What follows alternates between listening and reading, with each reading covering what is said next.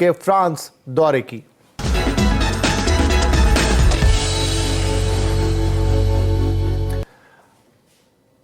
प्रधानमंत्री नरेंद्र मोदी 2 दिन के फ्रांस दौरे पर आज पेरिस पहुंच गए। थोड़ी देर पहले पेरिस के ओर्ली हवाई अड्डे पर उनका विमान उतरा। एयरपोर्ट पर उनका रेड कार्पेट के साथ स्वागत किया गया। फ्रांस की प्रधानमंत्री ने पीएम मोदी की अगवानी की।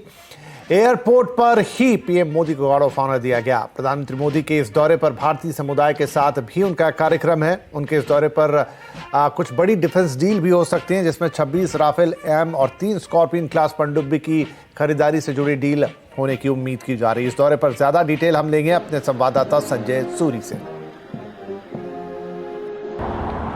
तो प्रधानमंत्री मोदी का यहाँ पेरिस में एक बहुत महत्वपूर्ण दौरा माना जाता है कि कई डिफेंस डील्स पक्की की जाएंगी।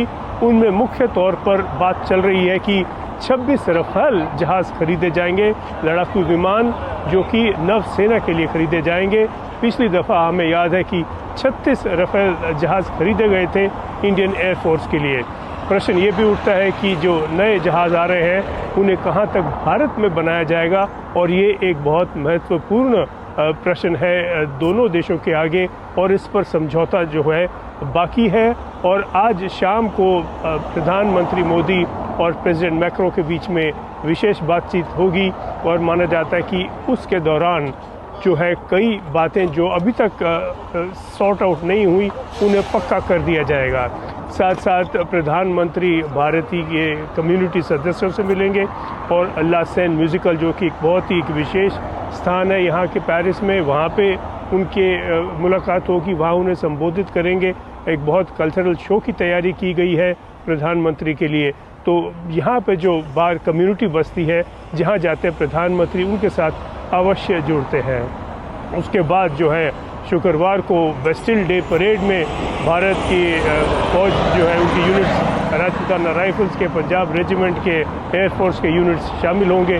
बेस्टिल डे परेड में एक बहुत ही जो है मान दिया जा रहा है भारत को, और भारत की फौज को साथ में 3 राफेल जहाज़ भी उड़ेंगे। तो एक मौका है कि कई तरीके से और कई लेवल्स पर एक जो है संबंध पक्के किए जा रहे हैं, विशेष तौर से डिफेंस को लेकर। तो प्रधानमंत्री मोदी फ्रांस में भारतीय समुदाय के लोगों को भी संबोधित करेंगे। इस कार्यक्रम से पहले लोगों में काफी उत्साह है। पेरिस में इसी तरह से कुछ लोगों से बातचीत की है हमारे संवाददाता संजय सूरी ने। तो प्रधानमंत्री मोदी का यहाँ पेरिस में स्वागत का बड़े जोरों शोरों से इंतजार चल रहा है। बहुत उत्साह है, बहुत लोग बेताब हैं उन्हें देखने के लिए, सुनने के लिए, और वो समय अब निकट आ रहा है। जयेश भाई, आप क्यों जा रहे हैं प्रधानमंत्री को सुनने? मैं चौथी बार प्रधानमंत्री जी का पेरिस में स्वागत कर रहा हूँ। ये मेरे लिए बहुत सौभाग्य की बात है, मुझे ऐसा मौका मिल रहा है। और मोदी जी के लिए मैं क्या ना कहूँ, वो मेरे पास अल्फाज नहीं है मोदी जी के लिए। उन्होंने जो कुछ किया वो हम देखते हैं। 35 साल से फ्रांस में रहने के बाद जब हम इंडिया जाते हैं तो अभी हमें पता चल रहा है कि इंडिया में क्या क्या चेंज हो रहा है। और 35 साल से यहाँ पे कितने प्रेसिडेंट आए हैं, कितने प्रधानमंत्री यहाँ पे आए हैं, लेकिन पब्लिक के साथ लोग नहीं जुड़े हैं। सिर्फ ये मोदी जी जो है वो आए हैं 2015 से, तब से हमारे साथ जुड़े हैं। तो आप समझते हैं कि प्रधानमंत्री के होने से और उनकी प्रोफाइल बढ़ने से यहाँ पर भारतीयों की प्रोफाइल भी बढ़ी है, इज्जत बढ़ी है? जी, बहुत बढ़ी है।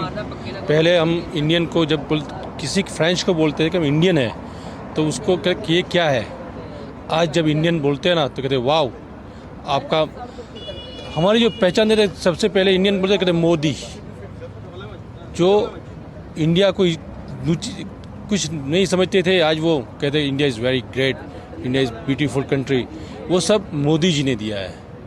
आप भी देखते हैं कि आपके देखते देखते भारत की जो है इज्जत बढ़ी है और भारतीयों की इज्जत बढ़ी है? बहुत बड़ी है। जब भी हम कोई बिजनेस करते हैं और इंडिया से है तो हमारे पर तुरंत ट्रस्ट करते हैं और इजीली बिजनेस होता है और बहुत सारी अपॉर्चुनिटीज़ मिलती है यहाँ पे। मैं कल्चर से जुड़ा हुआ हूँ तो हमारे आर्टिस्टों को रेसिडेंस प्रोग्राम मिलते हैं, सामने से इनवाइट करते हैं और बहुत सारी अच्छे तरीके से प्लेटफॉर्म हमें प्रोवाइड करते हैं। भारत के नेता के साथ संबंध, आपस में संबंध सब इकट्ठा होके, सामूहिक होके एक बहुत ही एक शक्ति का सोर्स बन गए हैं और भारतीयों की प्रोफाइल बढ़ गई है। और इसी कारण बहुत गर्व के साथ, बड़े उत्साह के साथ लोग प्रधानमंत्री मोदी की स्वागत का इंतज़ार कर रहे हैं। चलिए, तो इंडियन डायस्पोरा को प्रधानमंत्री मोदी का इंतजार है। कुछ लोग ऐसे हैं जो कह रहे हैं कि हम चौथी बार प्रधानमंत्री का स्वागत करेंगे। यहाँ पर प्रधानमंत्री ने मान बढ़ाया है विदेश में लोगों का। और इम्पोर्टेंट बात ये जो संजय सूरी अपनी पहली वार्ता में बता रहे थे कि 2 बड़े डिफेंस डील होने जा रहे हैं। अगर ये हो जाते हैं तो भारतीय नेवी को एक बड़ी ताकत मिलेगी। तो क्या है ये 2 नए डिफेंस डील जिसमें विमान आने और पनडुब्बियां आनी है, मैं आपको डिटेल से बताता हूं। खास तौर पर चलिए लेकर चलते हैं।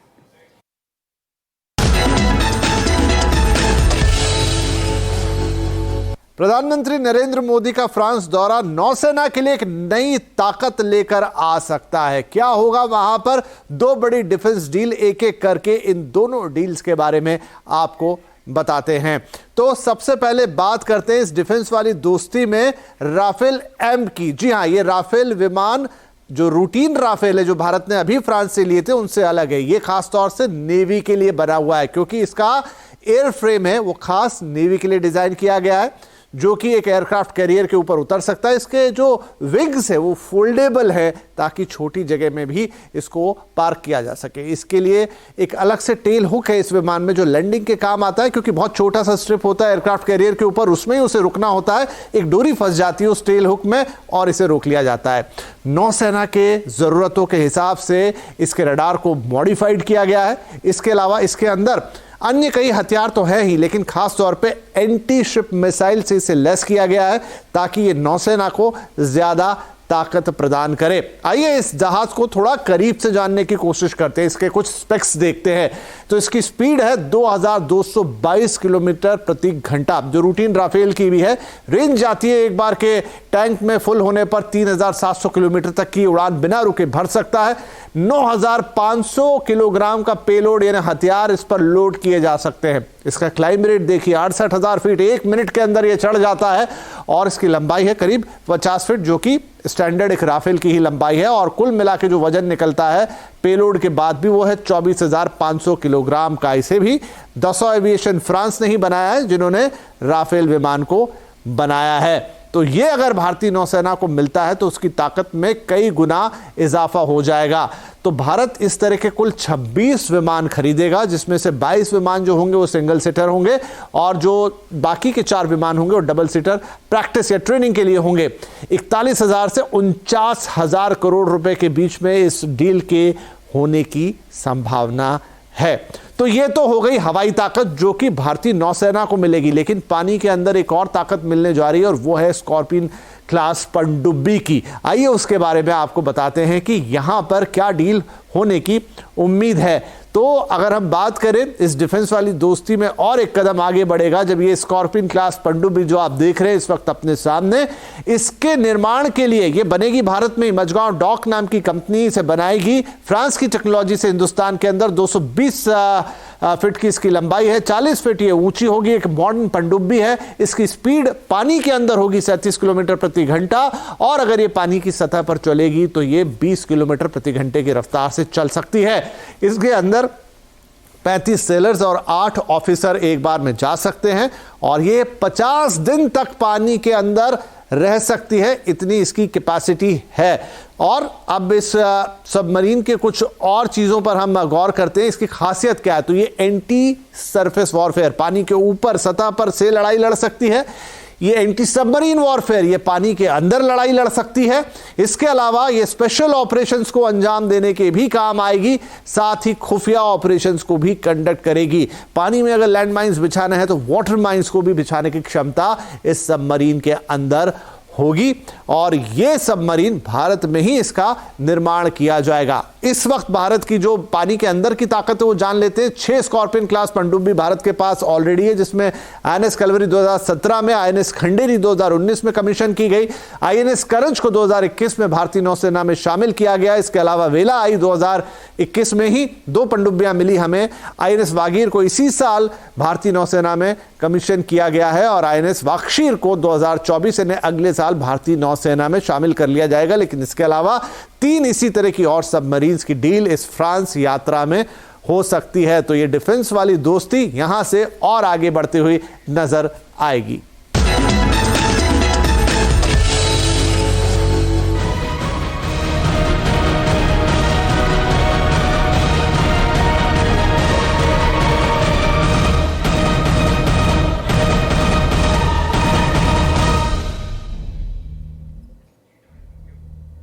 ये तस्वीरें जो आप देख रहे हैं ये उत्तर भारत की तस्वीरें हैं। खासतौर पर राजधानी दिल्ली से ये तस्वीर आ रही है, जहां यमुना का जलस्तर बढ़ने से राजधानी इस वक्त पानी पानी है। कई इलाकों में पानी भर गया है, तो वहीं कई इलाकों में जल भराव की वजह से ट्रैफिक जाम लग गए हैं। भारी बारिश के बाद बाढ़ का खतरा बढ़ा हुआ है। दिल्ली के कई इलाकों में मूसलाधार बारिश के बाद हालात काफी बिगड़ गए हैं। आज सुबह यमुना का जलस्तर 208 मीटर के ऊपर था, जो कि खतरे के निशान से 3 मीटर ज्यादा है। एनडीआरएफ की 12 टीमें इस वक्त राहत और बचाव के काम कर रही हैं। 2700 राहत शिविर लगाए गए हैं और कई इलाकों में 5 से 6 फीट तक पानी भरा हुआ है। यमुना के किनारे बसे 16,000 से ज्यादा लोगों को सुरक्षित स्थानों पर भी पहुंचा दिया गया है। Sindhu border, Badarpur border, Loni border और चिल्ला बॉर्डर सील कर दिए गए हैं। बाहरी राज्यों से लोगों का आना फिलहाल के लिए बंद है। दिल्ली में रविवार तक सभी स्कूल, कॉलेज और यूनिवर्सिटीज को भी बंद रखने का आदेश। ये 4 तस्वीरें कश्मीरी गेट, सराय काले खां, खजूरी और निगमबोध घाट, देखिए सब जगह बस पानी ही पानी। ये तस्वीरें बयां कर रही हैं दिल्ली की कहानी। तो दिल्ली में बाढ़ के हालात के बारे में और जायजा लिया है हमारी संवाददाता दीपाली नंदा ने। देखिए उनकी रिपोर्ट। दिल्ली के सिविल लाइंस इलाके में मैं मौजूद हूं। यहां से मुश्किल से 500 मीटर दूरी पर ही मुख्यमंत्री अरविंद केजरीवाल का घर है और मेरे उल्टे हाथ की तरफ आप देखेंगे दिल्ली सरकार के अधिकारियों के फ्लैट्स बने हैं, जहां अब अंदर तक पानी घुस चुका है। इवैक्यूएशन का काम यहां पर किया जा रहा है। जो लोग अंदर फंसे हुए हैं उन्हें बाहर निकालकर सुरक्षित जगहों पर भेजा जा रहा है। बाकायदा सड़कों पर बोट चलती हुई दिखाई दे रही है। कितना पानी गहरा है वो आप सामने देख सकते हैं। यहाँ पर आप देखेंगे, मेरे कैमरामैन आपको दिखाएंगे कि एक कार है जो यहीं फंस गई और अब वो धीरे धीरे पूरी तरह से पानी में डूबती हुई नजर आ रही है। तो ये पूरा जो इलाका है ये लो लाइन इलाका है, यमुना से सटा हुआ इलाका है। जिस जगह पे मैं खड़ी हूँ ये काफी इंपॉर्टेंट रूट है। अगर आप यहाँ से सीधा जाएंगे तो ये रिंग रोड जो है शादरा की तरफ जाती है, वहीं अगर आप इसकी उल्टी दिशा से आएंगे तो वजीराबाद का इलाका आता है। लेकिन इस वक्त ये पूरी तरह से यमुना में बढ़ते हुए जल स्तर की चपेट में आ चुका है। जो बड़ी वजह बताई जा रही है इस जल भराव की वो यही कि यमुना का जलस्तर 45 साल बाद खतरे के निशान से इतना ऊपर तक चला गया है। और जानकार ये भी बता रहे हैं कि एक बड़ी वजह तो है कि हरियाणा हथिनी कुंड से बैराज से पानी छोड़ रहा है, लेकिन साथ ही साथ जो यमुना में गाद है वो काफी ज्यादा जमा हो गया है और अतिक्रमण के चलते जो यमुना है वो संकरी होती जा रही है। इसलिए गहराई में जाने की बजाय वाटर का फ्लो ऊपर आ रहा है और उसी का नतीजा है कि सड़कों पर अब पानी पहुंच गया है। खास तौर पर निगमबोध घाट, कश्मीरी गेट, राजघाट, यमुना बाजार और चंदगी राम अखाड़ा जहां पर इस वक्त मैं मौजूद हूं, यहां पर स्थिति काफी चिंताजनक बनी हुई है। दीपाली नंदा, दिल्ली। तो मैदान से लेकर पहाड़ों पर क्यों मचा है बारिश का कहर? कौन है दिल्ली की बाढ़ के लिए जिम्मेदार? आज आवाज उड्डा में यही होगा बड़ा सवाल। शाम 7:57 पर जरूर जुड़िएगा हमारे साथ। आज का आवाज अड्डा, बारिश से तबाही, किसकी लापरवाही?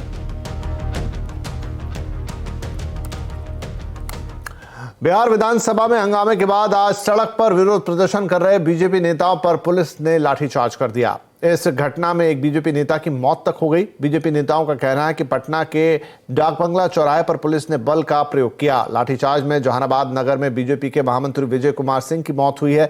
पुलिस लाठीचार्ज में विजय घायल हो गए थे, उन्हें अस्पताल ले जाया गया जहां डॉक्टरों ने उन्हें मृत घोषित कर दिया। इस घटना के बाद राजनीति गर्मा गई है।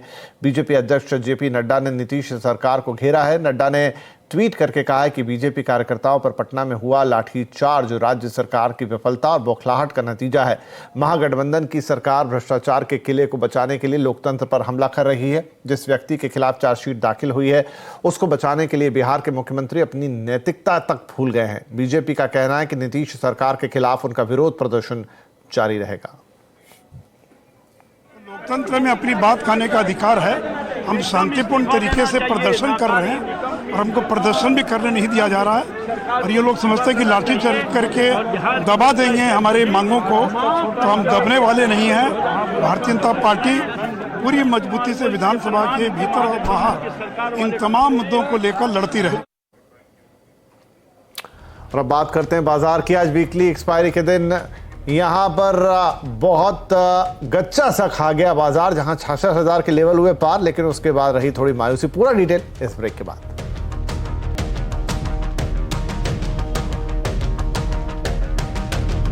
एक्सपायरी के दिन बाजार ऊपरी स्तर से गिरकर बंद हुए, लेकिन आज सेंसेक्स, निफ्टी और मिड कैप तीनों ने एक नया रिकॉर्ड स्तर छू लिया। सेंसेक्स आज पहली बार 66,000 के पार गया, हालांकि बाद में 165 अंक चढ़कर 65,559 पर बंद हुआ। वहीं निफ्टी 29 अंक चढ़कर 19,414 पर। चलिए थोड़ा और मार्केट का अपडेट लेते हैं। हमारे साथ है हमारे सहयोगी सुमित। तो सुमित, आज एक रोलर कोस्टर जैसा दिन रहा बाजार के लिए। एक तरफ 66,000 के लेवल सेंसेक्स पे दिखे, लेकिन दूसरी तरफ वो तेजी टिकी नहीं। देखिए, आज फर्स्ट हाफ में आईटी का जोर था, बैंक्स का जोर था, जिसके दम पे बाजार में खरीदारी थी। सेकंड हाफ तक आ जाता बैंक्स का जोर थोड़ा कम हुआ, आईटी फिर भी तेजी में रहा, जिसके दम पर मार्केट्स में आज थोड़ी बहुत खरीदारी लगी, लेकिन कैश मार्केट शेयरों में मिड कैप स्मॉल कैप में बिकवाली थी। निफ्टी के टॉप गेनर्स में हिंडाल्को 2.5% ऊपर, टीसीएस नंबर्स के बाद 2.5% चला, इन्फोसिस नंबर से पहले 2.5% चला और टेक महिंद्रा करीब 1.5% की तेजी यहां पर आते हुए दिखाई पड़ी। निफ्टी के गिरने वाले शेयरों में पावर ग्रिड, मारुति, कोल इंडिया, यूपीएल यानी कि पीएसयू स्पेस के अंदर थोड़ा बहुत प्रेशर था और यूपीएल भी करीब 2% के आसपास टूट के बंद हुआ। मिड कैप के बढ़ने वाले शेयरों में तेजस नेटवर्क रफली 11-11.5% की तेजी, फिनिक्स मिल 7% ऊपर, फिनोलेक्स केबल, तांला प्लेटफॉर्म 5 से लेकर 12% तक की तेजी यहां बनते हुए दिखाई पड़ी। गिरने वाले शेयरों में फेडरल बैंक नंबर्स का इंपैक्ट, डेल्टा कॉप लगातार बिकवाली चल रही है, पीसीबीएल 5.5% नीचे और पतंजलि अपने ओएफएस के अनाउंसमेंट के बाद 5% बिकवाली वहां पर देखने को मिली। पीएसयू बैंकिंग बास्केट में बिकवाली थी, तो Punjab and Sindh bank, bank of Maharashtra, bank of Baroda, central bank, ये कुछ ऐसे नाम जहां पर लेके 4 से लेकर 5% तक के सेल ऑफ आज के सत्र में देखने को मिला। लेकिन ऑब्वियसली आज का स्टार परफॉर्मर आईटी स्पेस ही देखने को मिला। अगर आपके घर की छत पर जगह है तो रूफटॉप सोलर पैनल लगाकर आप काफी बचत कर सकते हैं। यूपी में इन दिनों रूफटॉप सोलर पैनल की मांग तेजी से बढ़ रही है। देखिए रिपोर्ट। यूपी में पावर कट और बिजली की बढ़ती दरों से मुकाबला करने के लिए उपभोक्ता अब तेजी से रूफटॉप सोलर पावर को अपनाने के लिए बढ़ रहे हैं। सरकार इसके लिए सब्सिडी भी देती है और अपने खुद के इस्तेमाल से एक्स्ट्रा जो सोलर बिजली आप बनाते हैं उससे सरकार खरीद भी लेती है। इसके अलावा पर्यावरण के लिए कुछ करने का एहसास भी होता है। सोलर पैनल लगवाने का सबसे बड़ा जो महत्व मुझे दिखा था वो बिजली के बिल का जो बहुत ज़्यादा बढ़ रहा था एसी की वजह से, इन सब की वजह से, तो उनको कम करने के लिए ही सोलर पैनल लगवाया है। आज के टाइम में मेरा बिल लगभग 80-90% रिड्यूस हो गया है सोलर पैनल लगवाने से। जब से चीज़ों का प्राइवेटाइजेशन हुआ है तो प्राइवेट सेक्टर अपने दाम फिक्स करेगा, वो प्रॉफिट ओरिएंटेड है, वो ये नहीं है कि ना वो कंज्यूमर फ्रेंडली है। तो कंज्यूमर को भी फिर अपना फ़ायदा देखते हुए ना इन तरफ से इन सब ऑल्टरनेट रिसोर्स की तरफ शिफ्ट करना पड़ेगा। और ना according to me solar power is the best alternate resource. Rooftop solar panel लगाना हो तो आप solarrooftop.gov.in पर जाकर जानकारी प्राप्त कर सकते हैं। बिजली विभाग के अधिकारी बताते हैं कि केंद्र और राज्य की सब्सिडी और बिजली के बिल में होने वाली बचत के चलते रूफटॉप सोलर उपभोक्ता के लिए विन विन सिचुएशन है। अभी तक उत्तर प्रदेश में 8,526 लोगों को ये सब्सिडी दी गई है और लगभग 43.25 मेगावाट का जनरेशन ये लोग इंस्टॉलेशन कर चुके हैं सोलर पैनल का। और ये निरंतर प्रक्रिया है, लगातार ये बढ़ती ही जा रही है। सोलर पैनल लगाने के बाद आप दिन में पैदा होने वाली बिजली ग्रिड के जरिए सरकार को बेच सकते हैं। खास बात यह है कि आपको जिस रेट में बिजली मिलती है सरकार उसी रेट पर आपसे सोलर बिजली खरीदती है। ऐसे में अगर आपने अपने इस्तेमाल की पूरी बिजली सोलर पैनल से तैयार कर ली तो बिजली बिल में आपको सिर्फ मीटर का रेंट लगेगा। कमलेश श्रीवास्तव, लखनऊ। और अब आज के कंज्यूमर अड्डा की बात। बॉडी डिटॉक्स के लिए खास डाइट या फिर फास्ट आपको भारी पड़ सकता है। न्यूट्रिशनिस्ट के मुताबिक ये डिटॉक्स का सही तरीका नहीं है। तो क्या है बॉडी डिटॉक्स का सही तरीका और क्या बॉडी को अलग से कोई डिटॉक्स चाहिए भी होता है? इसी पर आज का कंज्यूमर अड्डा रहेगा शाम 5:57 पर। बॉडी डिटॉक्स सही तरीका क्या?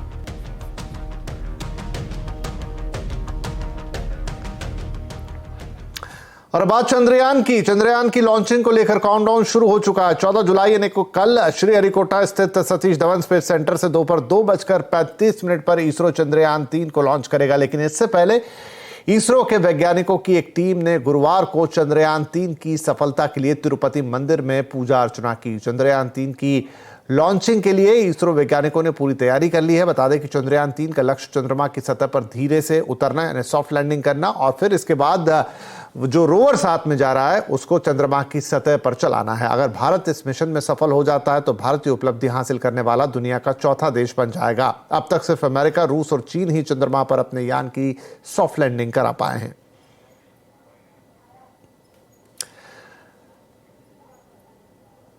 तो इस वक्त आवाज समाचार में इतना ही, लेकिन CNBC आवाज पर खबरें और आपके पसंदीदा कार्यक्रम दोनों जारी है। हां, आप हमारे सोशल मीडिया प्लेटफॉर्म पर बस एक क्लिक के जरिए ले सकते हैं ताजा खबरों का ताजा अपडेट।